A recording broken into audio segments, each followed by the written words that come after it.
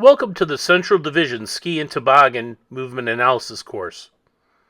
This course is designed to give you a clear understanding of how to observe, evaluate, and score a senior candidate using the Central Division's visual cues for skiing and toboggan and the senior scoring matrix. This program has been designed by members of the Central Division Outdoor Emergency Transportation Team and members of the NSPC Snow Sports School. As you progress through the video, it will occasionally pause to ask you a question. These questions are not graded, but give you the opportunity to reflect upon the material presented. Your host for this evening will be Craig Johnson. Take it away, Craig. So what is movement analysis? Movement analysis gives a systematic approach to observe a candidate, to evaluate what is happening, and prescribe some feedback that should be clear, concise, and actionable. The way it's abbreviated lots of times is with the acronym OEP, observe, evaluate, and prescribe. Interestingly, there's kind of a parallel in how we approach OEC, as an example, with scene size up, diagnosing the issues, and then treating them. As experienced evaluators and trainers, you've been doing this instinctively for a long time, and many of you are perhaps PSIA members as well.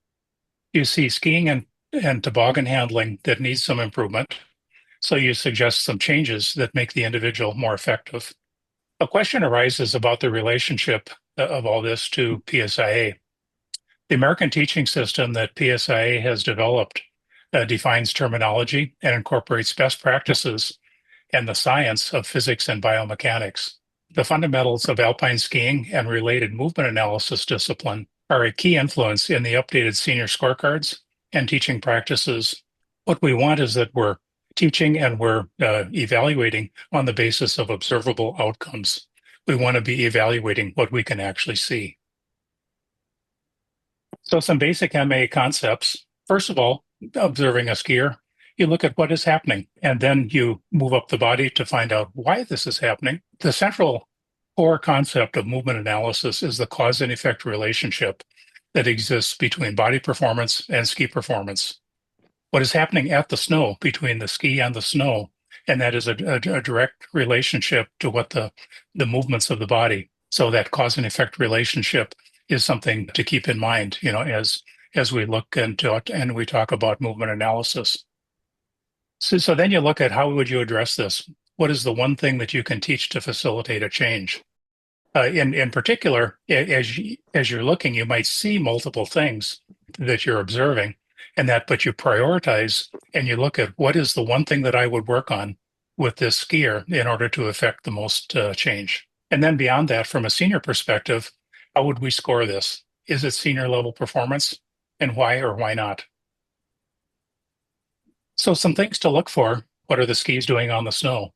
Are they sliding? Are they slipping? Are they skidding? Are they carving? What is the resulting turn shape that results from the action of the ski on the snow? And then beyond that, what are the two individual skis doing compared to each other? What are the edges doing? Are they turning at a similar rate? Are they maintaining a parallel relationship? What is the shape of the turn? Is it a C, a J, or a Z? And what are some of the variables? What is in terms of duration, intensity, rate, and timing of the turns that are being made? Then, in addition to what the skis are doing on the snow, we start to look up the body. How is it positioned? Is the pressure on the skis on the snow, is it fore or is it aft? Is it, how about lateral? Is it one side or the other side? How does it change from turn to turn? How does it move? Is it whole body versus a separation of upper and lower body? What parts are tipping or tilting? Is there angulation or inclination, or is there a combination of the two? How do the joints flex?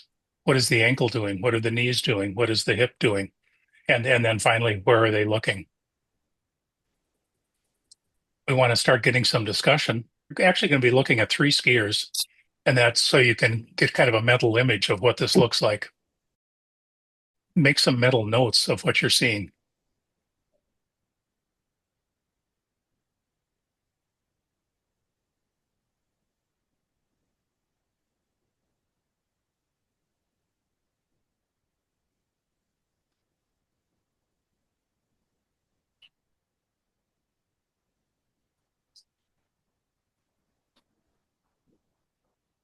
Okay, so let's get some discussion going. What are you seeing? It's a very upright profile and little to no upper and lower body separation. Okay, good. What else are you The seeing? body is following the skis. There's no separation between the upper and lower body. So as the skis turn, the body turns completely. One unit. That's a good observation. I see a lot of skis diverging. Yep. So what's causing that? Skiing on one ski. So how are the skis being pressured? Is the pressure fore or is it aft? Is it out to the outside ski or is it to the inside ski? Aft and outside Aft on ski. the outside. Yep. And you can see it, most turns are initiated as a wedge too.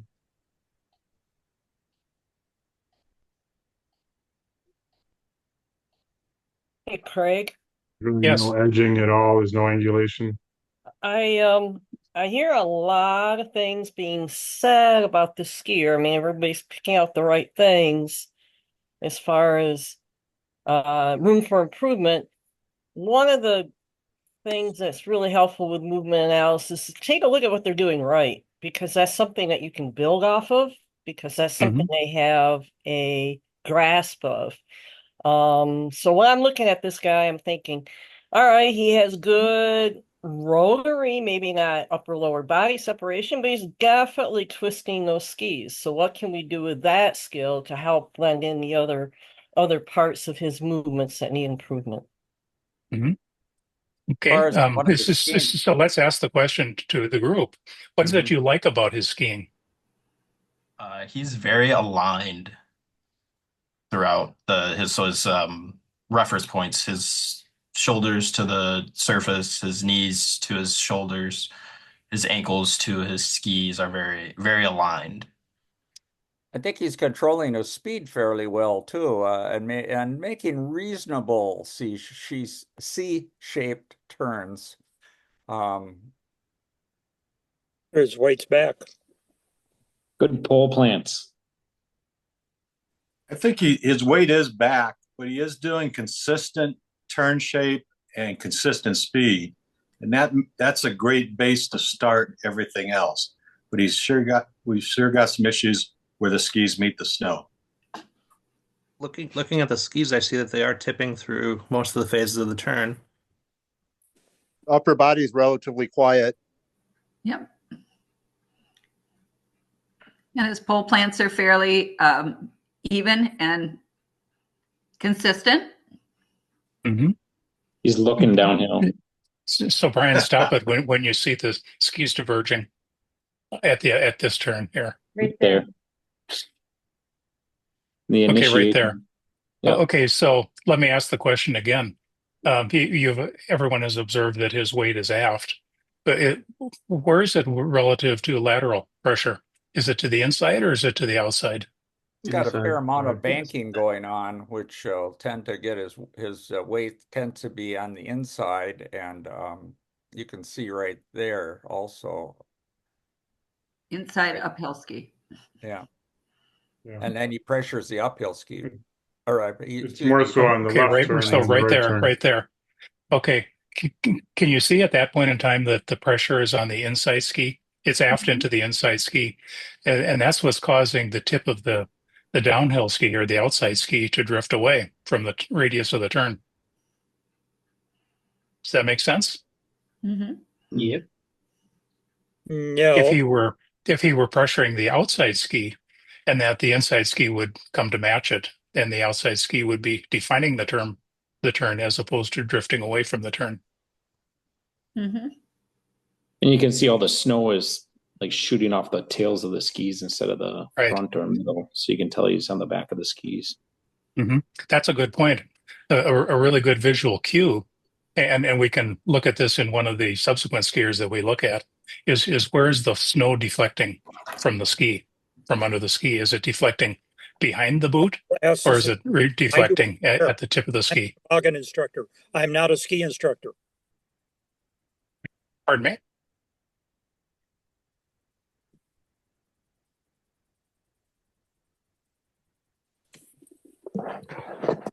Oh, right there. Yep.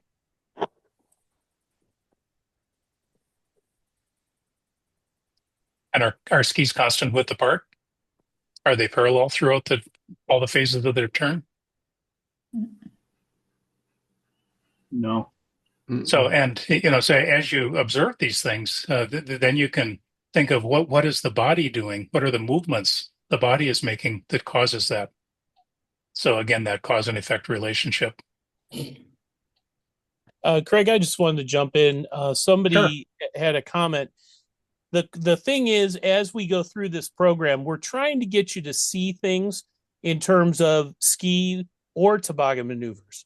What you see in the toboggan maneuvers will be things that you may see here too. You may see things here that you also see in toboggan maneuvers. So there is no just we're watching toboggan maneuvers. There is no we're just watching skiing. Everything's the same thing. You're sliding on snow. And so as we go through tonight, you should be able to see some things that look very similar. I'm just going to leave it at that one. Mm-hmm. Yeah, that's a good observation. In fact, as we get to, someone working the toboggan, and that I think you'll see a common thread between what the skier is doing and what the skier in the handling the toboggan is doing.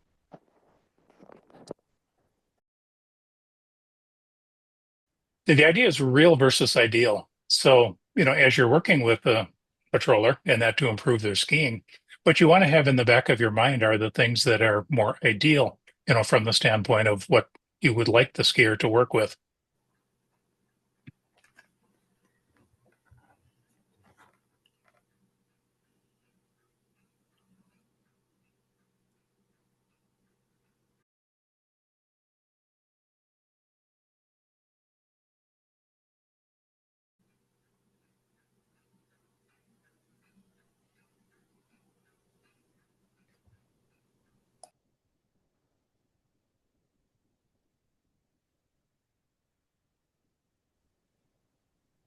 I'll play it one more time.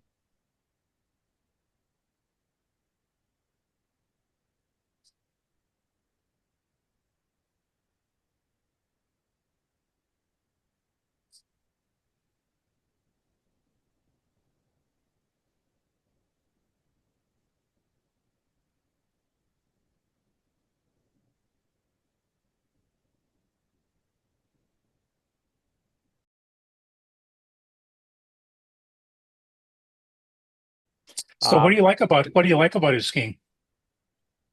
Again, I think control is pretty good. I don't like his turn shape though. I think if you look at the skis, he tends to rush through the shaping phase of the turn more, and which he really doesn't have to. I assume the slope isn't real severe, so that's one thing I noticed. It is a black slope.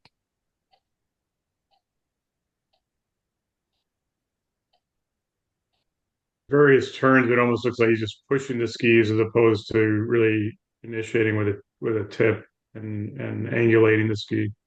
Mm-hmm. And there's some upper body twisting on certain turns as well. So his shoulders aren't downhill. Well, first of all, how do the skis look on the snow, or do they stay parallel? They're parallel to each other, yes. Mm-hmm. Do they stay a constant width? Pretty much, yes. Pretty much. Yes, they do.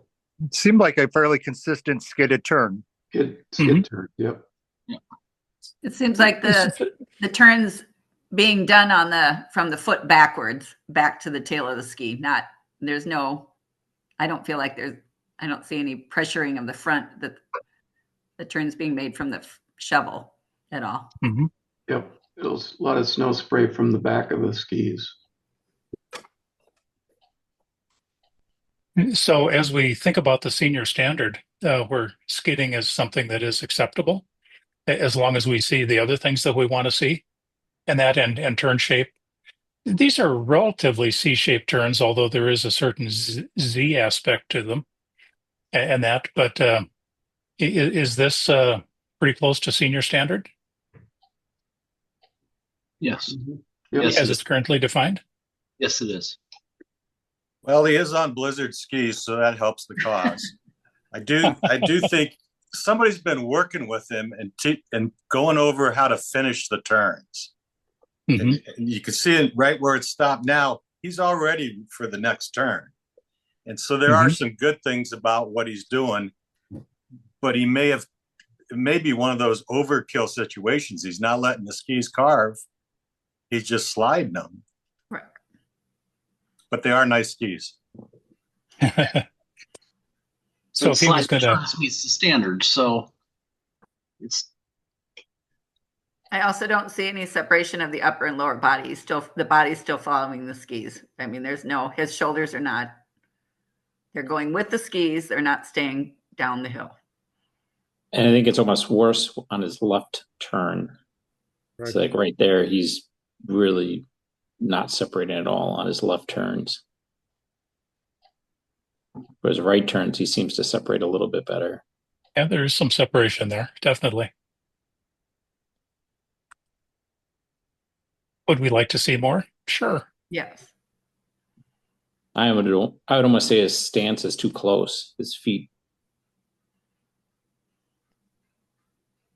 Right, can we right there, his skis are almost touching. Yeah, everybody's really touching on a lot of, I'm sorry for stepping in, I can't help myself. Everybody's touching on some really good points here. How about that one thing in his movements or in his ski snow performance that might make the biggest difference? I see something that could really step it up a bit. I don't know if anybody else can kind of go where I'm coming from. So what would be your suggestion to him? His pressure management through the whole turn is unequal. So he finishes really hard at the bottom part of the turn. So his movements need to be more progressive, more smooth, not so hard and then relaxed and hard and relaxed. So if we can come up with some sort of tactic to help him, or her, it's the guy, to help him manage that pressure control. Would you say he could play with his dirt? Yes.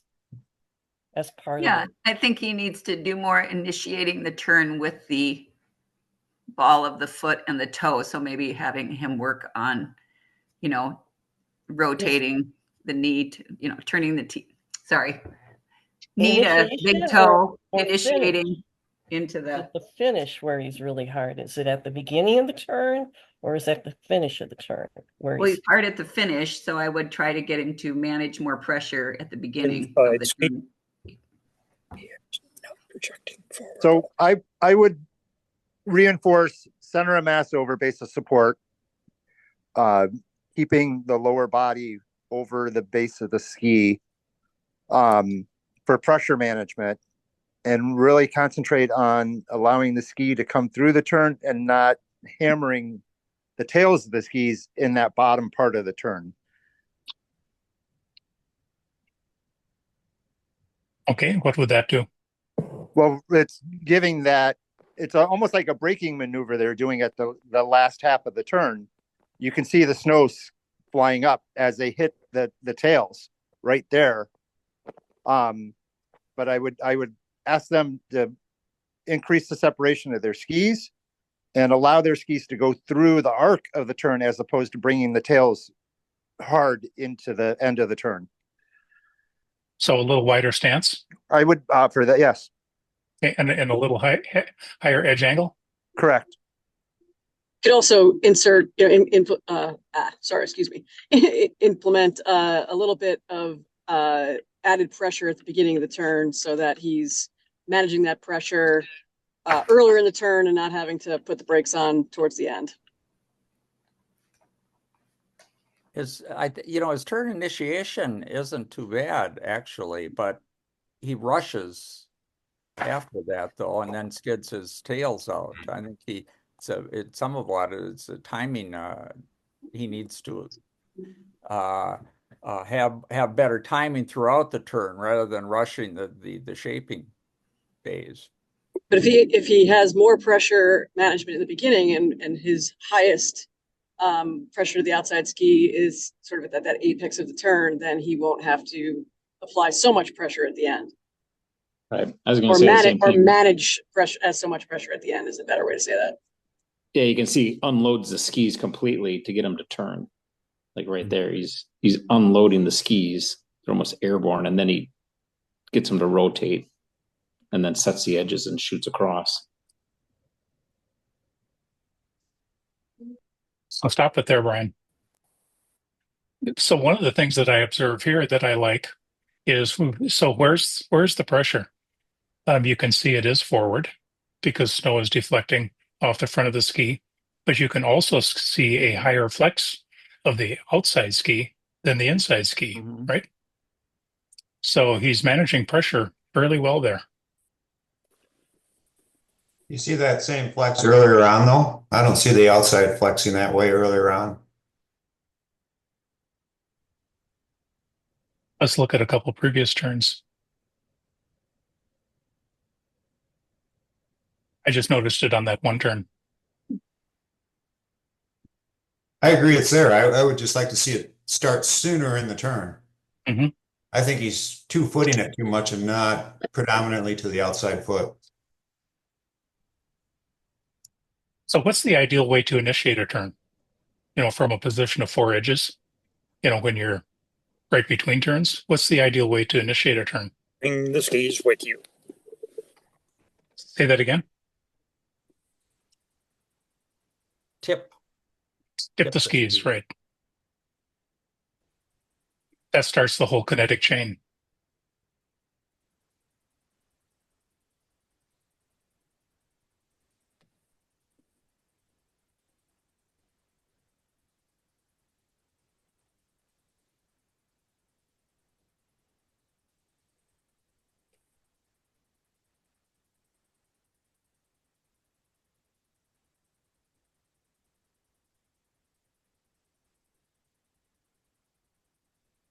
One of the things there tends to be more deflection after the apex of the turn, after the fall line.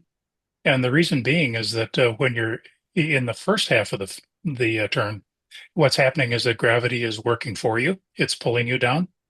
But after the apex or after the fall line, what's happening is that you are now working against gravity. You're pushing against gravity. So the forces are going to be the greatest, at that point in time. And there's likely to be more deflection of the snow from the ski. So anyway, moving on to the next slide. Thanks for all the comments, by the way. Appreciate it. The comments are very, very good, got high quality. So again, this cause and effect relationship. Listed here are the criteria that are on the senior scorecard for Alpine. And that's so. And the idea of these criteria and the senior scorecard is looking at it from the perspective of what are the observable outcomes. These are things that you can actually see. Connected and rounded turn shapes of varying sizes, maintaining consistent speed and control.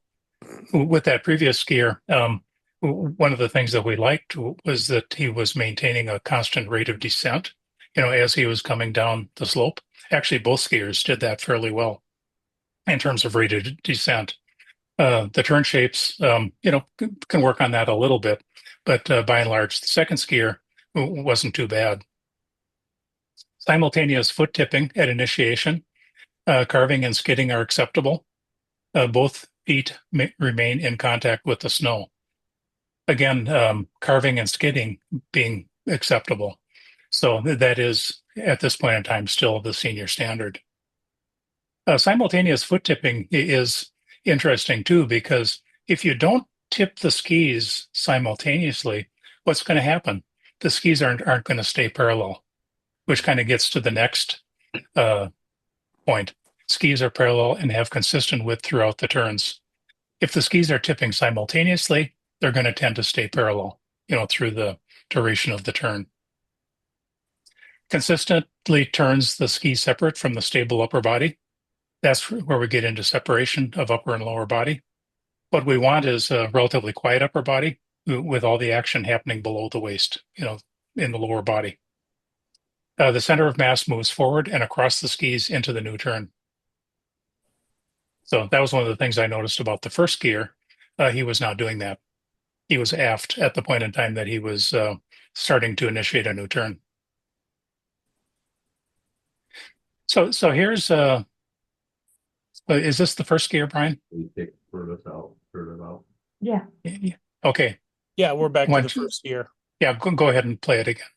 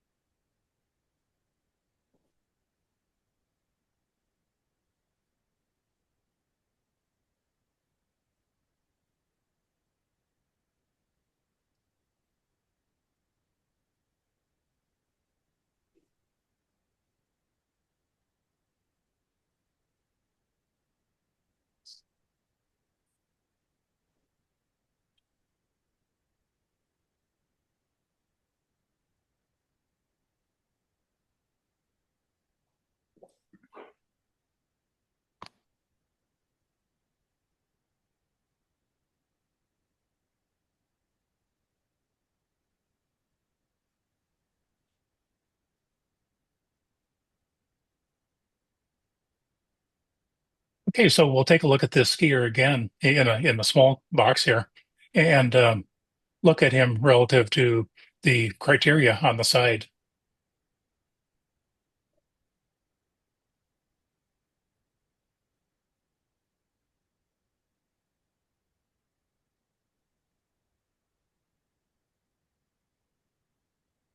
So I think we covered the 5 bullets on the left, in the previous slide, and so these are the same ones, and that, but to kind of trigger your thinking, in terms of as you see the skier. But I think one of the new things and one of the things to talk about is the scoring mechanism itself.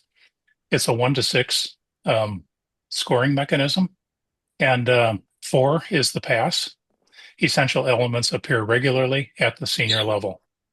And so that would be the passing score. Below that would be a 3, which is essential elements appear occasionally, but not consistently at the senior level. A 2 would be essential elements are beginning to appear, but not at senior level. And then a 1, of course, is that we don't see any of the essential elements. A 5 would be essential elements appear frequently above the senior level. And 6 is they appear consistently at a superior level. But 4 is the passing grade. And that, as I score, particularly with people having come in, going through the skill sign off and training and things like that, I kind of assume they're going to be at a 4. But as I observe them, if I can go up or down, or I can stay at a 4, but I usually start at a 4. But then if I don't see what I want to see, then it typically goes down to a 3 or a 2 or whatever. I don't know. Everybody probably has a little bit their own methodology of doing that, but I just assume they're a pass until they prove otherwise.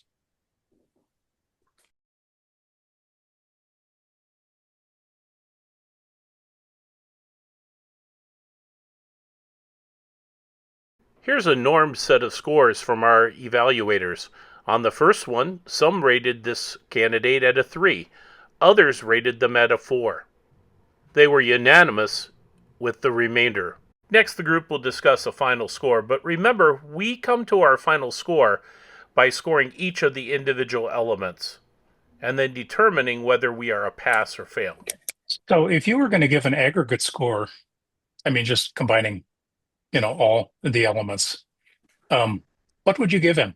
Is it a passing grade? No. 2. No. Yeah. Okay, so it's not a 4. So what is it, a 3 or a 2 or what? A 2. I'd say a 2. 2. 2. 2.5.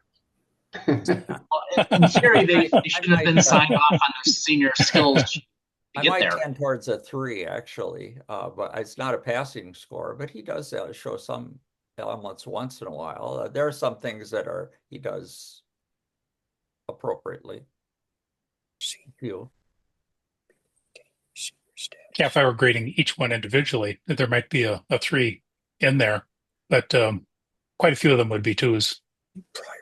So the 2.5 isn't too far off. Right. So then somebody brought up the point that why was he signed off on his Well, senior? yeah. Agreed. Because this is why people that come to the test get frustrated and maybe don't want to come back because they were sent and they possibly shouldn't have been. Mm-hmm.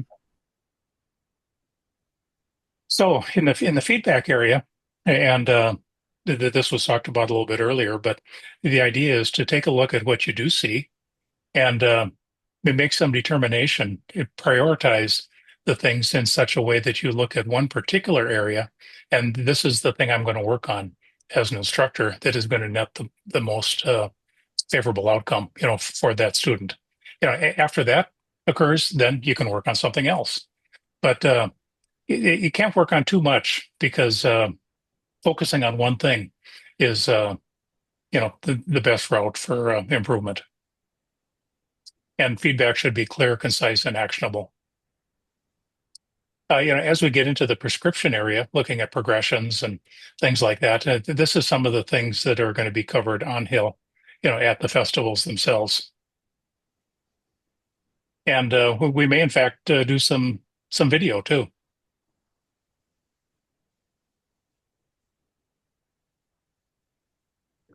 Okay, so here's another patroller. How would you rate him?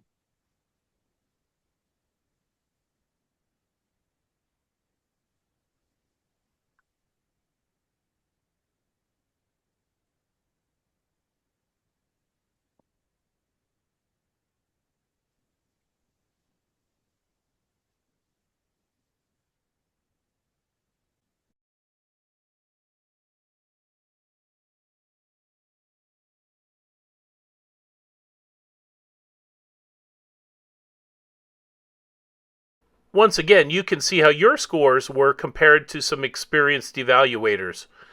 Please remember again that the final pass or fail is determined by each individual visual cue.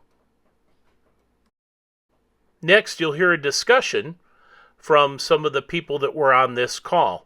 Again, they're talking about an overall score. However, we are evaluating each element separately. I go 5. No. I agree. He's at a 5. Nope. Mm-hmm. Meet standard. Do we all agree he's above standard? No. Yes.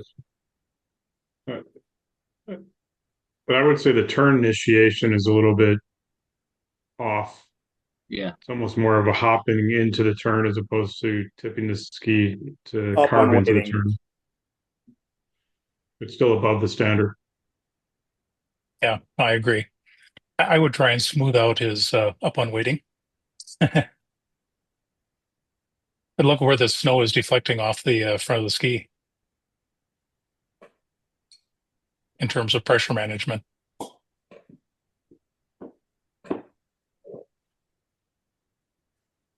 He started skiing at age 4.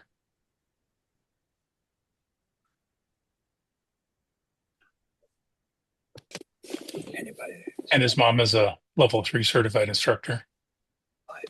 It's skiing under, skiing. It's the new standard. Okay. Standard. I agree with you all. That would be a 5. I started my senior 10 years before that. Okay, so let's take a look at Toboggan now from a movement analysis perspective. And so interestingly, the same techniques that we used as we were looking at skiing apply equally to movement analysis with Toboggan. What is happening? Why is it happening? The cause and effect relationship, and how can you help them? What is the one thing, prioritizing, that you would do to help the candidate? And so these are the criteria that are listed on the senior toboggan card. Maintains an athletic stance between the handles, selects a fall line route that is safe for the patients and the customers, provides a smooth and consistent pace throughout the run, provides effective braking, including working the chain if a chain is used, and executes a controlled emergency stop when requested, performs transitions with simultaneous edge change or torsional flex in the case of a board, monitors the patient and all traffic to ensure a safe run for the patient and the customers.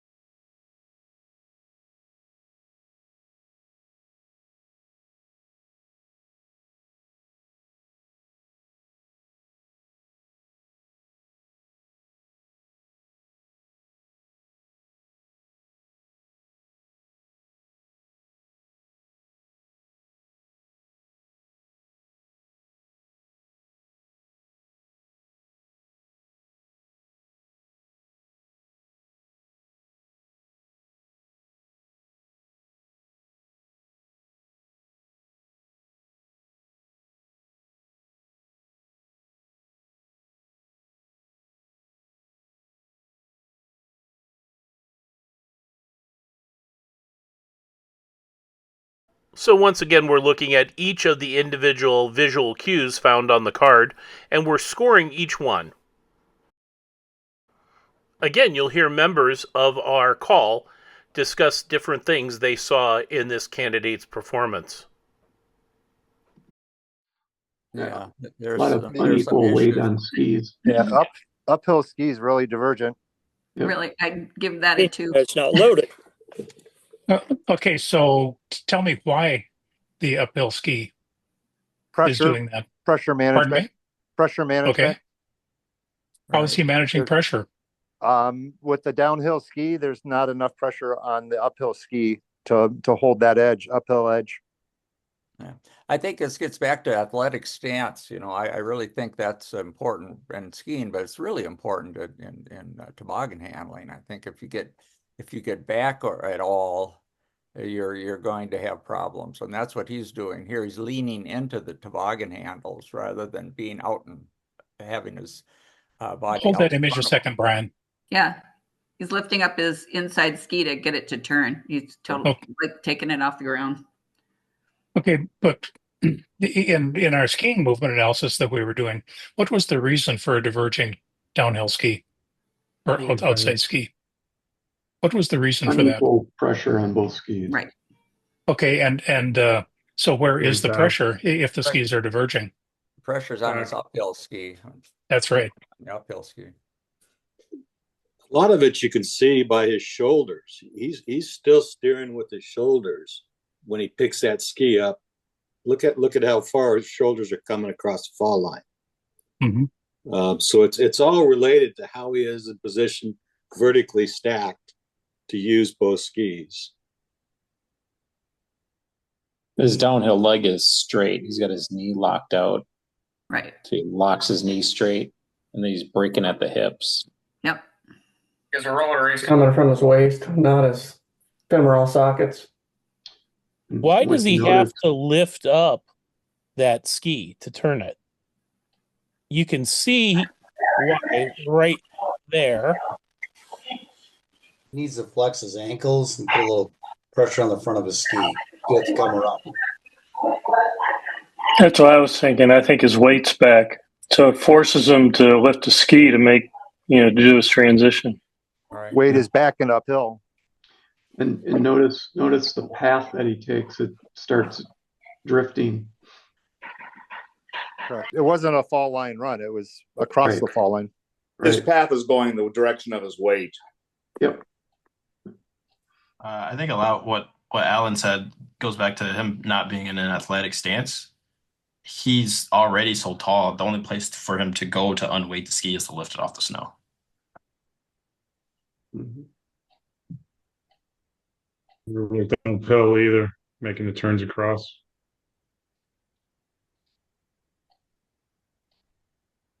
Do you see any common thread between that first skier we were looking at and this guy in toboggan handling? No, Some of the lower same body issues. separation. balance. Yeah. Skis aren't tipping in together. They need to be together. Just